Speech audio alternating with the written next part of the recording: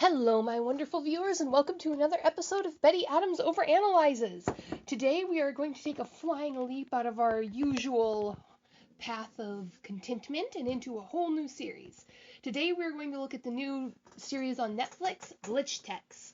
This is another one of those wonderful blends of Western animation and Japanese anime that was sort of codified in the release of Big Hero 6. So let's dive right in. This show is a weird one, my friends. I will be honest. The only reason I watched this show in the first place was that I injured my back. How does that track? Well, I have a wonderful friend who recently got a hot tub. Now, I am not really a fan of hot tubs in general. I just don't get the cultural mystique around them. There is nothing to do in a hot tub by yourself. I mean, if it's me and my girls, we can talk, and in that case, I can see it as more of a fun, relaxing thing to do while talking than just sitting on the couch. But alone, it is extremely comfortable, bubbly boredom.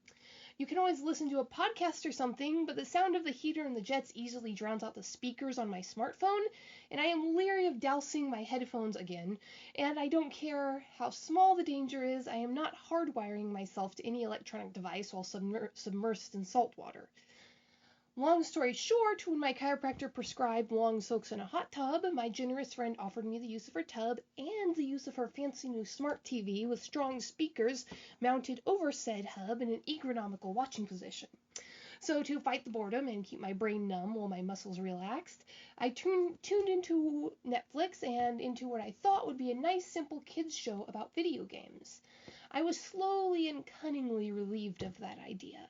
This show may be made out of bright colors and subtle geek in-jokes, the characters might be perky children's show heroes, the world might be fantastic, there might be plucky animal sidekicks. However, there is something to this show, something real, something dark, something that tickles at the back of my brain as if a resident of Zion is about to pull the spikes of the Matrix from my pleasant and hazy grasp of reality. The show was so many levels.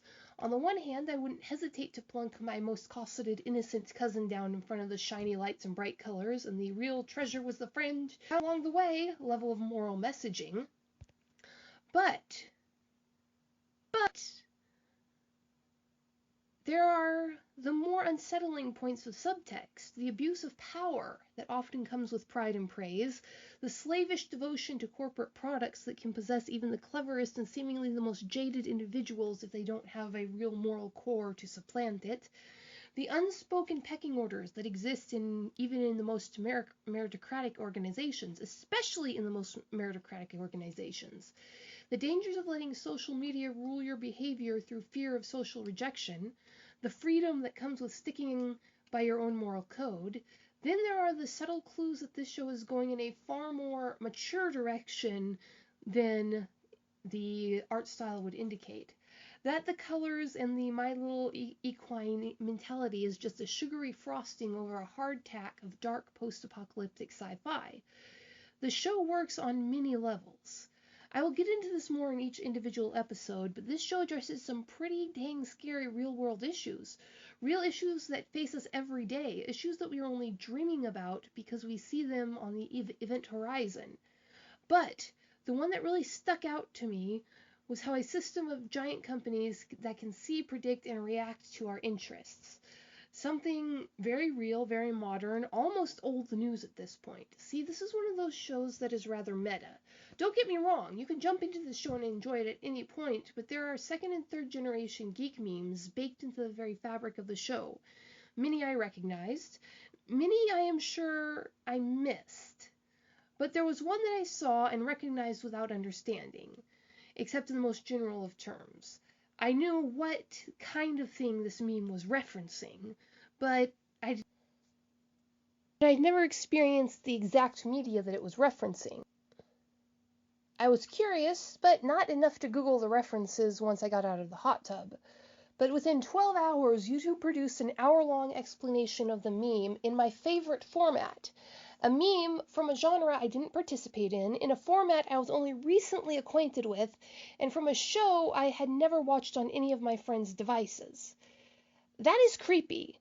I understand the how, I understand the why, even if I don't understand the exact coding issues. But it is still creepy. that these companies are so aware of what we are doing, they're so aware of who we are, what our interests are, that they can predict what we want to see and answer questions that we haven't even asked yet. And this show gets into those issues in a very subtle way. It is a fascinating level of metasocial critique because the creators of this show had to know that that sort of thing might happen with their show, that their show might trigger one of those weird Facebook, YouTube moments where you wonder how the internet knew what you were thinking. And I am reasonably sure that is exactly what this show intended to do, if not with this particular item, then with other references in the show. On a more fun note, the characters are well developed while sticking to the geek tropes of our era.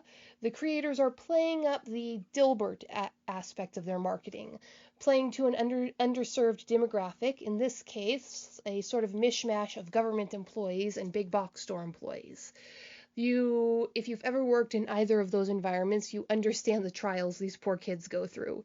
And you really like the main characters. Even the main antagonist, called him the jerk of the series, is sympathetic on some level.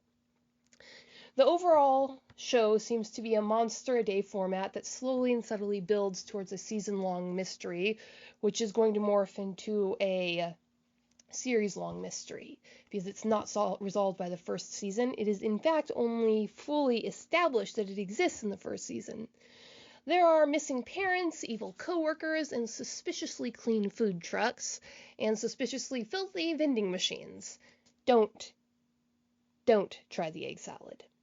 I look forward to discovering all the secrets with you, my wonderful viewers. Have you seen the new Netflix original series Glitch Text? What did you think? Kids show or Black Mirror level social commentary? Leave a like below and hit that subscribe button, and peace out, my wonderful viewers.